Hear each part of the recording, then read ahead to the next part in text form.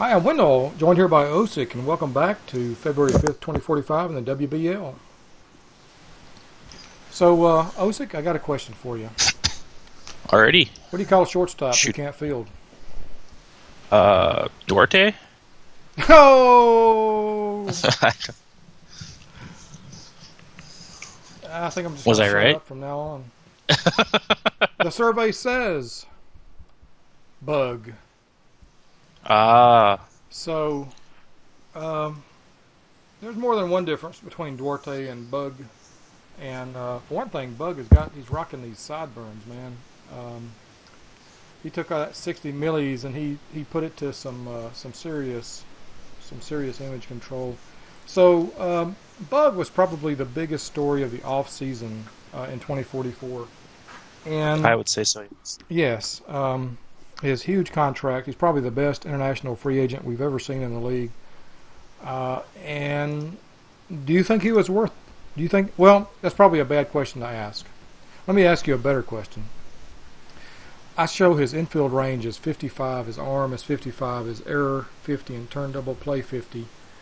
Will he ever grow into a decent defensive rating in the infield? I don't know. I don't know enough about that kind of stuff. I'm not too familiar with OOTP enough where I can say. I mean, he'll be decent at it. He's so slow, though. It's sort of tough to. You're sort of living on a whole prayer with him, but I mean, his OBP was 90. Wow, it's A ball. Mm-hmm. Yeah, I don't know. He's gonna be somebody to keep an eye on, just to see. He might blow up in JD's face, but it's tough because if that guy ends up becoming 3 or 4 years of 9 to 10 wins, you've almost. But that's a lot of pressure on that kid.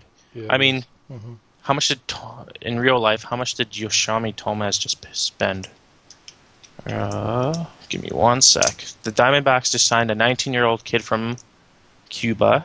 Actually, no, wait. No, he's not 19, is he? Oh, he's 24. So, my bad. But 24-year-old outfielder. Same sort of rules. They signed him to a 6-year, $68 million contract. Wow.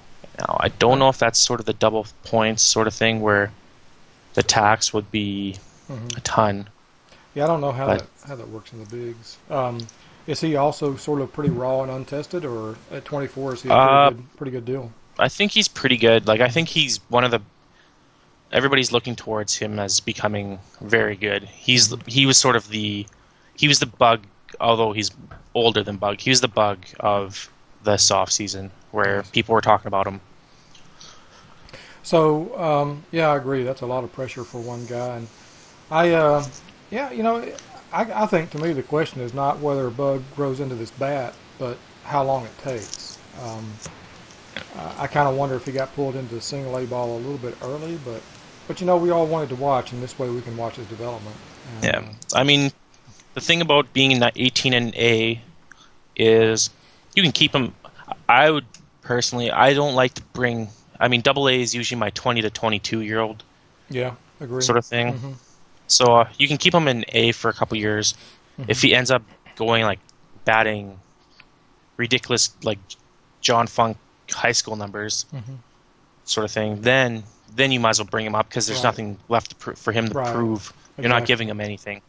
Speaking of Funkadelic, he's back in the draft, isn't he? Yep, he might go first overall, but will Berlin draft him twice and hope that he doesn't? Let's see. Actually, I think he's. Give me one sec. I got to look at that. He's draft. the gremlin in the system. I kind of think his ratings have kind of fallen off year over year. He looked a lot. Maybe this is just my memory, but home run power 55, I 50, contact 65. I remember being much more overwhelmed by him last year. Now he is in his first year of college, and so it's listed. And he's still having hitting 412. He's still in but it's a community college. Yeah. Martin County Community. Are you kidding me?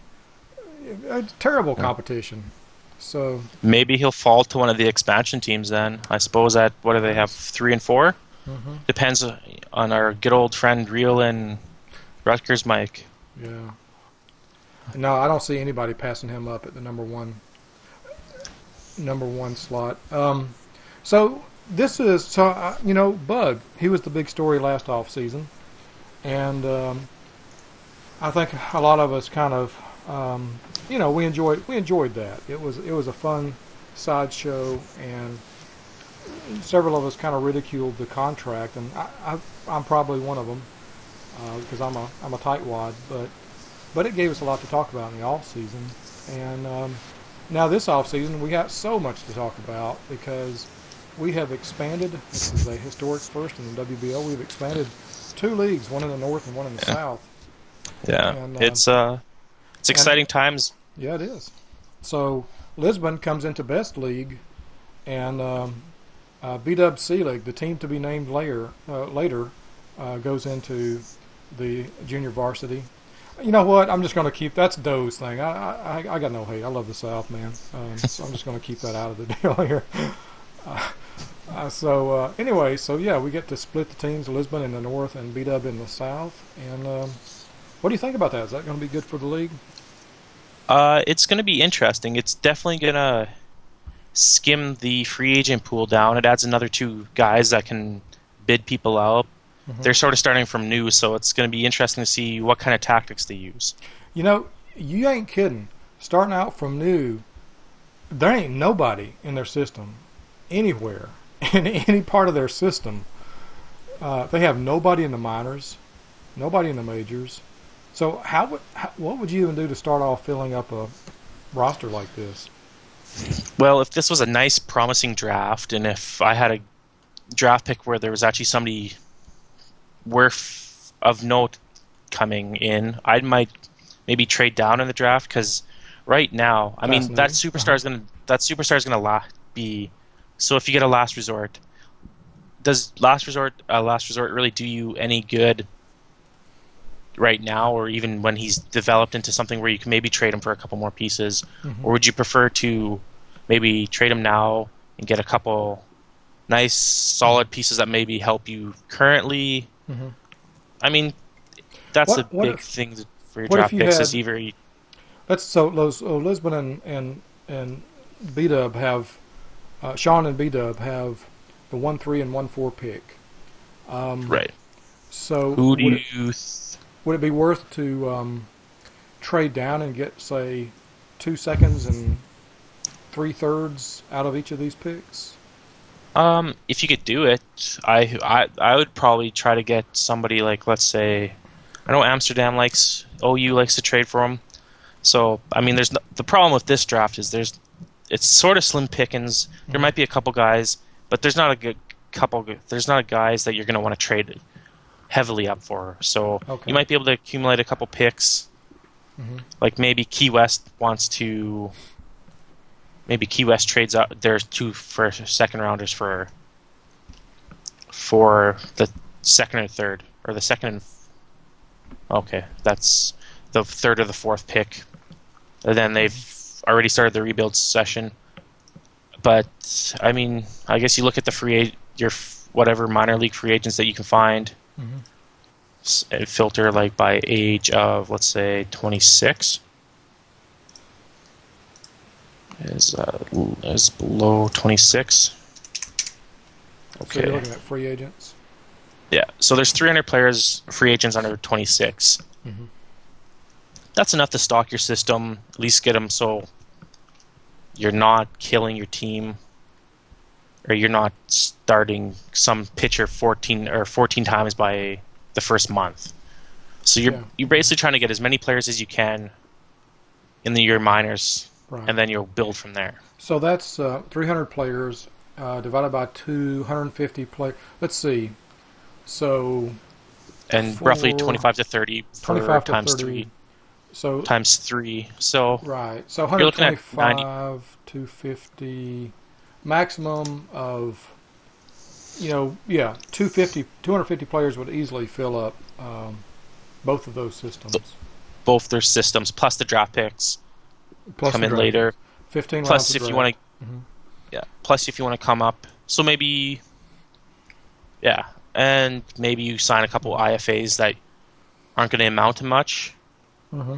They're already 17, 18, and you bring those guys up. So you're trying to stock your minor league systems. You know they're not going to be good, but you've got people to build off. Maybe you have a guy that you think is actually going to turn out quite well. Mm-hmm. So let's just say if I find those guys again, maybe let's just go hitting, batting potential. There's a guy like Del Wilhelm. Actually, he actually wants money. So somebody like Lenny Bartram doesn't look like he's going to do much.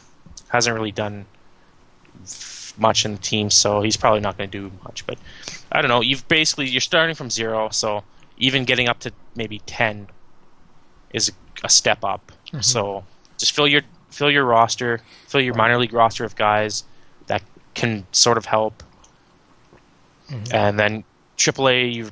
Maybe you're getting a couple guys that maybe can help you if there's an injury. So What you can trade down. In terms of wins, I mean, if I'm Lisbon, am I aiming for 50 wins this year? I mean, is that a... You're aiming to beat Real's record of 41. Aiming to post more losses than Real's record, or no? I mean, more wins. I feel like they'll come close. Yeah. I mean, they've got they have no payroll that they have to worry about, so they can bring in a couple of nice I mean, they could easily bring in Gauntlet. I mean, okay, that's a good question. Would that... He's 28 years old. Would that be a good move? I could see myself doing it. He's good enough value where you can do it. Somebody's going to you're likely going to find a trade partner for him. Always have a trade partner out there. Yeah, good. That'd basically be my thing about these guys is anybody that you sign for your big league team should be guys that you can flip. Be ready to flip them for prospects and picks. Yeah, because odds are you are not going to win many games. And if you do win games, that's nice. But it's probably not going to help you in the long run if you end up becoming a 500 team and you don't have anybody in your minors and your draft picks aren't great. Of course, maybe it helps your budget. Are we talking about Moscow or are we talking about Lisbon? Well, if you start more Duarte's and Lieutenant Dan's, maybe you'll be in this boat. Well, you'll be upset to know I let Lieutenant Dan go to free agency. So. The legend. So, okay, what do you have you taken a look at our international free agent market this year? I've started to, yes. I'm just going to go OSA because that's nicer then I'm not giving away any trade secrets.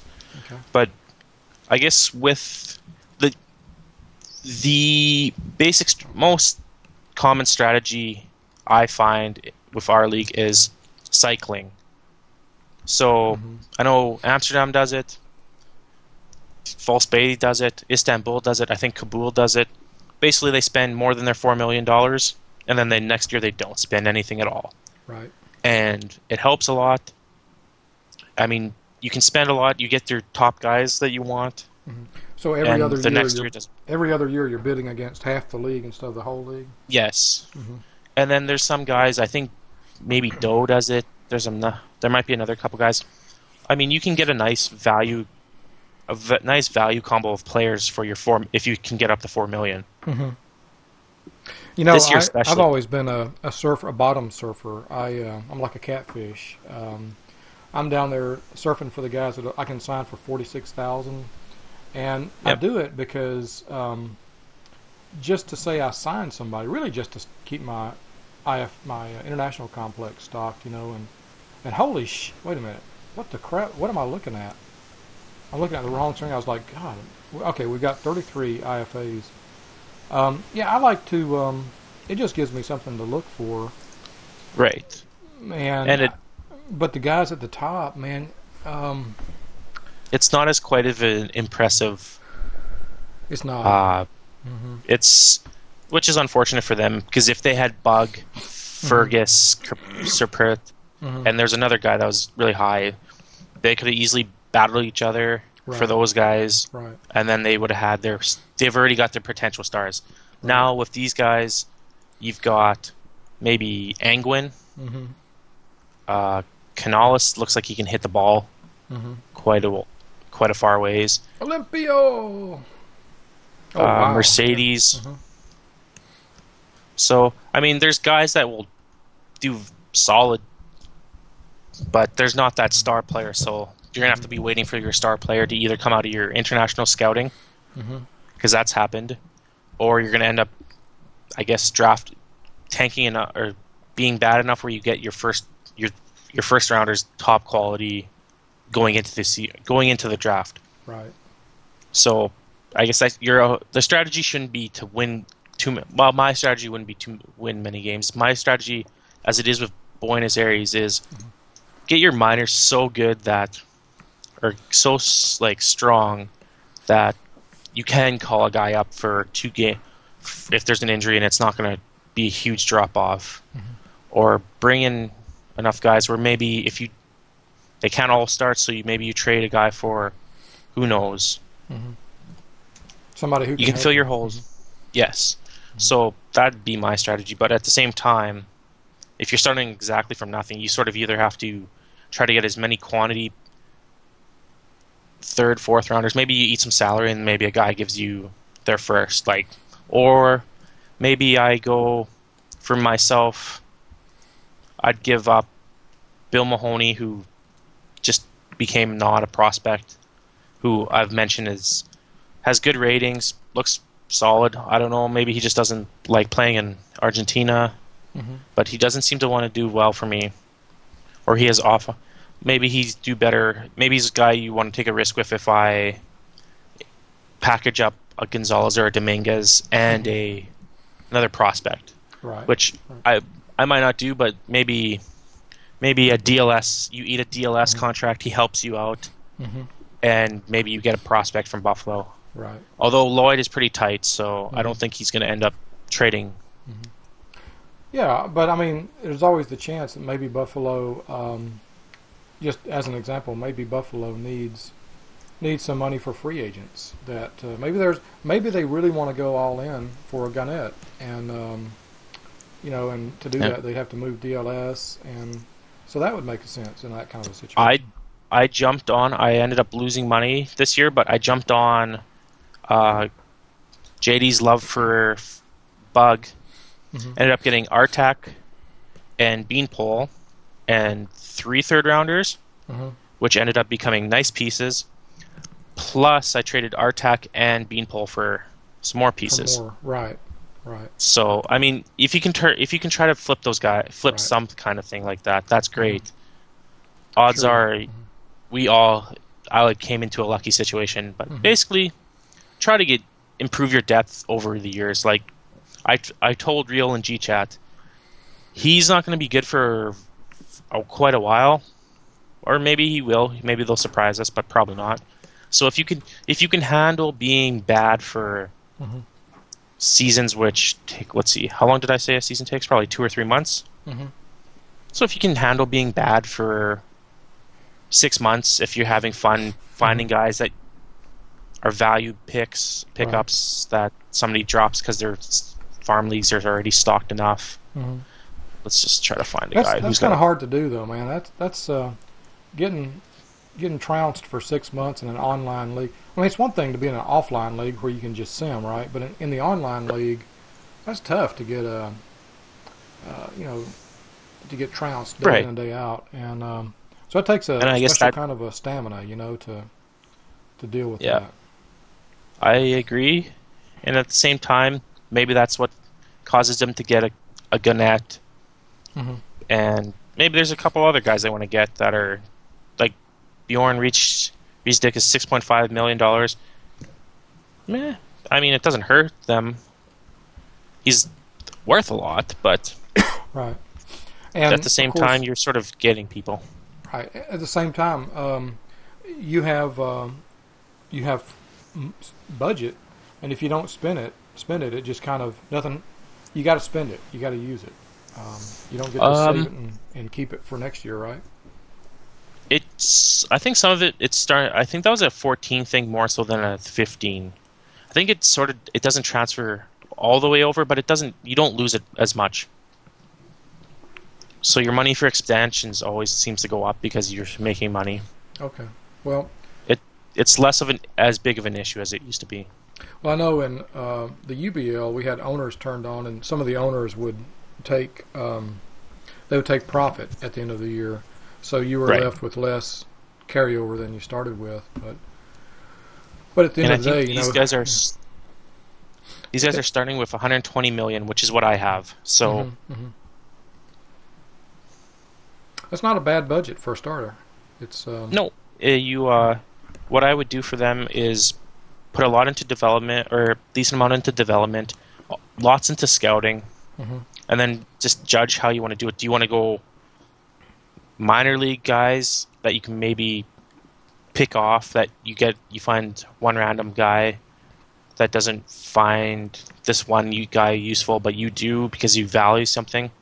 I guess you could start off by valuing things. Find out what people don't like. Right. So, say, as an example, Istanbul. Istanbul likes hitting more than they like defense. Maybe there's a guy on their team, let's say, high defense and low bat. The anti-Bernal. Exactly. Or like a guy who still somehow gets on base. But, exactly, just guys who those guys prototypically won't want. Or undervalue, and maybe you can pick them up for less than what you think it actually cost them. Right. Which reminds me, so there's ways to do it. I look forward to seeing how they do it. I do too. It's going to be a lot of fun to watch them. It's going to be a lot of fun to just kind of, I've been in the league for a couple of seasons, and I've had the opportunity to kind of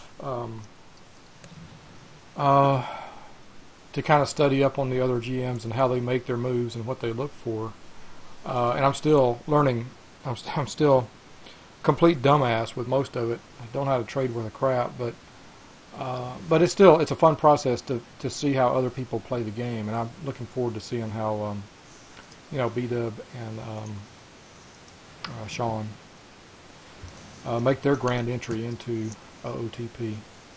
So I guess the question arises is, how would you sort of go about it? Would you try to get your team winning a lot more games by picking up the top free agents, or would you try to? Your minor league team's going to be rough. Yeah, you know what? I'd spend 90% of my 5 minutes a day in the minor leagues because I just love going through the free agents and looking for minor league prospects that somebody else gave up on, and I like thinking about and really spending a few moments thinking about whether they would be a good fit if they happen to break out, and overperform their ratings or something like that. Or I would really be totally obsessed with my minor league systems, and at the same time, I'm not one of these guys who has the stomach or the fortitude to just continue losing all the time. It'd wear me down. I'd have to pick up a storyline to watch for. Maybe some guy's hitting 300 and leading the team, and I start following him really closely, or maybe I got a pitcher flirting with a 3.00 ERA, or so. I don't know that I'd necessarily go after the highest paid, the best free agents like a Gannett, but I'd have to have somebody I could watch on my team. I'd have to have some kind of a superstar on my team. Maybe not, maybe I wouldn't blow the budget on it, but yeah, I'd go for maybe one or two good stars, strong players who can bring the fans into the stadium, and then focus on my minors, I think. Sounds like a plan. I know. In fact, you know what? Here's an open offer, B-Dub, and Sean, I'll trade teams with you. I'll do it right now. Oh, we were told we can't do that. Well, I would do it because One of the things that comes in with being coming into a team like Moscow is, um, man, I just felt so bad this year because we underperformed so horribly, and I just, it's I know it's a sim and it's a silly game, but God, I feel terrible about it. And it's like the expectations that you set for yourself are pretty high. And with a expansion team like this, there's no expectations. You can just nobody expects you to win or anything like that. So you can just do whatever. But I would have the most fun with the minors. Okay, so IFA looks weak. The draft looks kind of weak. Free Yep. agency looks probably the best free agency that we've had so far. I'd say it's very deep, and I guess if you have a hole, I guess it depends on how the expansion guys go. But if the expansion guys pick up a good group of guys, that I guess the biggest thing would be guys that you can sort of flip around, and I wouldn't spend too much money on guys just because then I guess unless you're willing to be stuck with them. Right. So if you want to keep a guy, it's one of those things where I'd be looking more so for guys that who'd be good enough values that people would want to trade for them. Which would be, I was just thinking about that. I would be looking, I would probably be looking for these pitchers who could round out my rotation, like the Sung Young Koo, but the thing is, nobody else wanted him all of last year, and so that would not be a good player to go after in terms of flipping. You'd want to go Well, after nobody somebody wanted to spend money on him. uh They might. So, if you're the guy who's the test case, that will end up risking maybe you're already going to lose games. So, I mean, you might as well risk see if he's good. He did well for you. Oh, he did great, yeah. So, if he ends up repeating those performances, somebody might trade for him. If not, you're still getting a productive player. I mean, you can easily just probably build off of pitching and defense enough where the offense will never really help or do great, but maybe you get a guy who maybe you get a couple guys who can hit home runs, and maybe you win a couple 3-2 games. It's an easy way to build because defense can be cheap. Right, that's true. Defenses can be very, very cheap.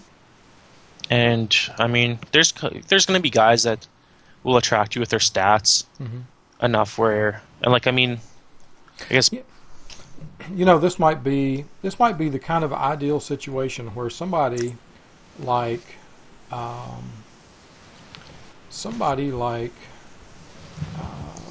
what's his name? I'll come back here. Am I not sorting? Am I looking for? Oh, I got a filter on. Clear. Yes. Yeah. This might be the situation where an expansion team will sign like Yassine Ben Jamil, who totally sucked it up in the middle infield for me last year, hitting 190. But if he is the guy and the primary guy on this crappy team, maybe he picks it up. Maybe he actually plays to ratings for once. So yeah, I mean his stats sort of make him seem like he will tire pitchers out just by seems like he looks at a lot of pitches. I mean, last year he almost had the same amount of strikeouts as walks. Yeah. So I mean, not very great player.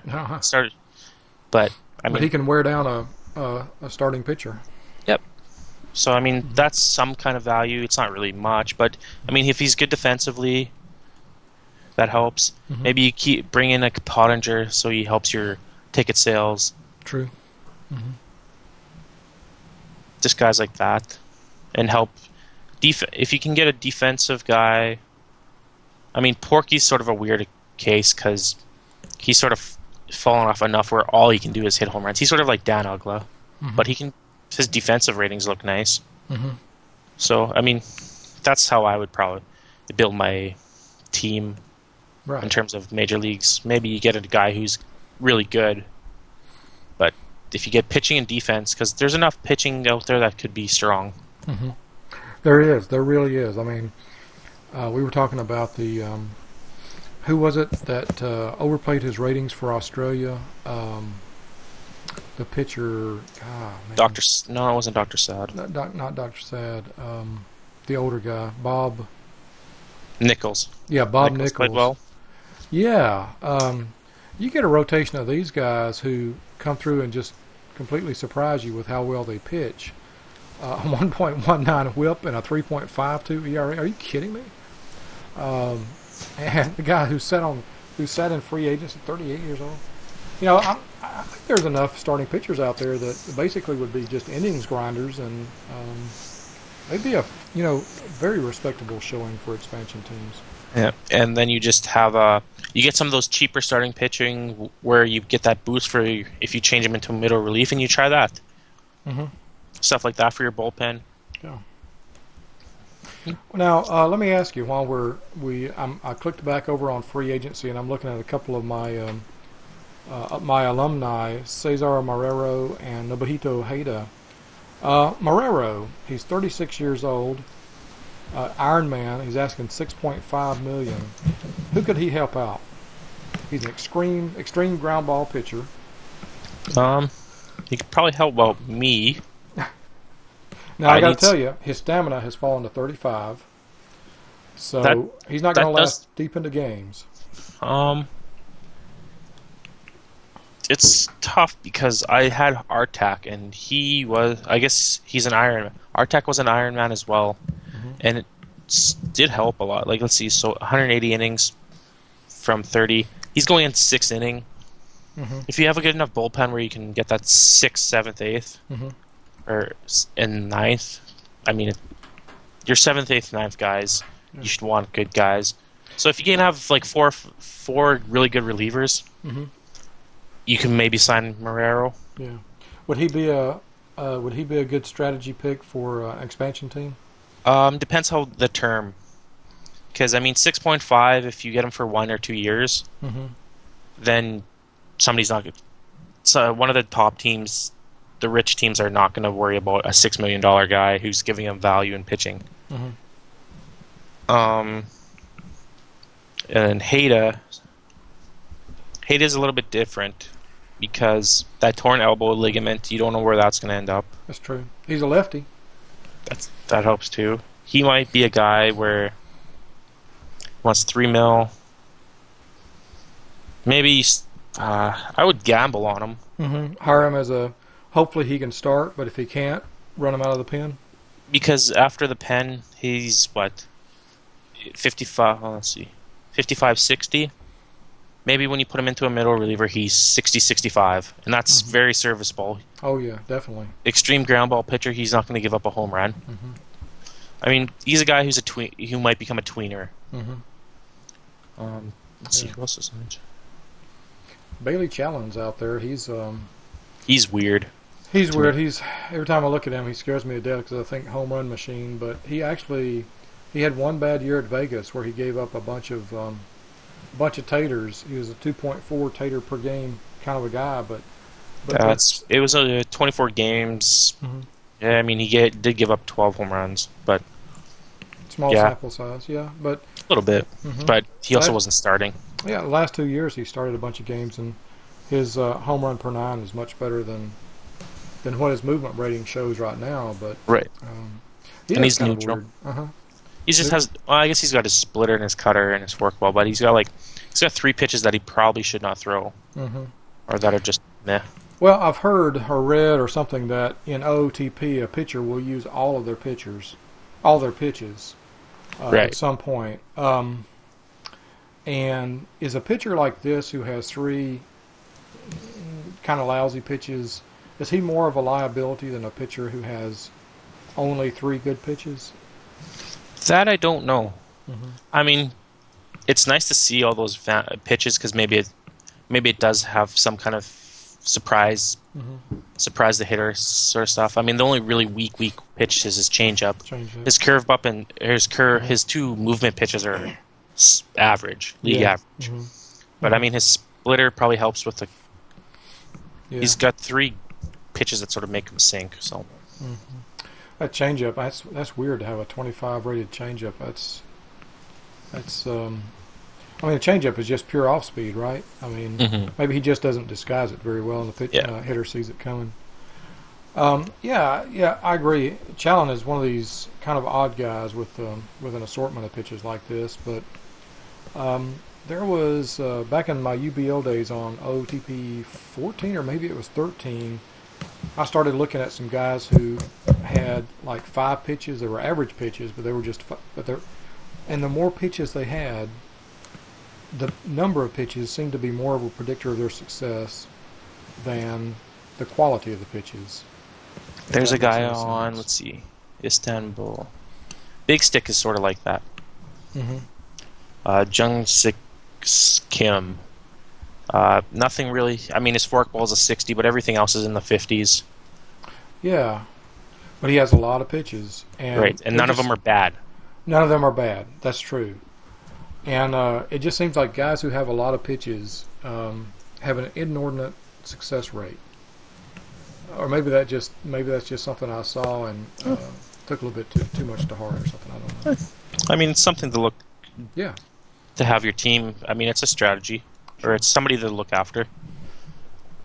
All right. So what do you? So we talked earlier about predictions. We were talking about what did we decide? Amsterdam in the north and Buffalo in the south.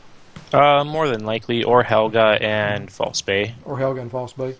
Would you I call guess Cairo kind of a dark horse, or do they have a pretty legit shot too? They're probably. They're not really a dark horse because they've been there for so long. Mm-hmm. I mean, dark horse would be if Kabul somehow, if all three of those guys go ridiculous, mm-hmm. and then they get the other pieces if Kirk ends up being really good and stuff like that. Like they have, Kabul could easily become the fourth or third battle for a playoff spot. I could easily see them make a run for it this year. There seems to me that like they're just coming into the early part of their dominance curve, where these guys are starting to, like Neanderthal, are just getting ready to start leading this team upwards. Yeah.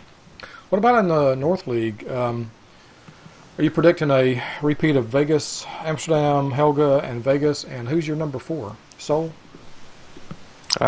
Seoul's tough because I don't know. Because they do have the player. They're sort of like Kabul, mm-hmm. where they could easily just go crazy and win. Mm-hmm. Istanbul's hard to put trust in just because mm-hmm. somehow they always seem to lose. Istanbul's got the curse or something. They're like, I bet you if they were in the playoffs, they'd win. Yeah. They'd be like the opposite of Helga, but right. they have no, like they've got the good players. Maybe it's a defensive thing, maybe it's a pitching. Mm-hmm. So mm-hmm. if Yankee addresses that, that'd be great. Right. So, yeah, Istanbul is, out of all the teams, I mean, Amsterdam pretty much owns us in Moscow, but out of the entire rest of the league, Istanbul is our nemesis. Those guys always find ways to beat us like a drum. So, yeah. And I mean, your pitching can win you ball series. Mm-hmm. So that's one of those things where if you can get a couple more players. Mm-hmm. Yeah, I don't know, man. I did not have any idea that Duarte and Lieutenant Dan, would be so bad. Lieutenant Dan had just come off a pretty darn good year, and he just started dropping off real fast. And I think Duarte was the illusion of the stars. He just looks so much better on paper than he actually performs, which is too bad. But it's just one of those things, and we'll roll with it. We'll take him outside and we'll shoot him. And that'll be an example for the rest of the players, because that's what we do in Moscow. Yeah, send them to Siberia. Yeah, well, no, we don't even. They don't have room for them. We're developing houses in Siberia. We don't have room for so we just shoot them. What do you guys do in Buenos? I don't know. Piranha pond. We just sort of store people from Germany, I guess. The Berliners. Yeah. All right. Well, any last words? I think I've covered everything I can think of. I've pretty much, yeah. It's been fun. All right. Well, we'll have to maybe make this a regular thing. Sounds good. All right, guys. Let us know what you think about these. We've enjoyed bringing you these video casts or podcasts. 2045, pre-2045 off season. Looking and giving you our thoughts about the fun, exciting year ahead of us in the WBL. All right. Thanks for watching. See you guys next time.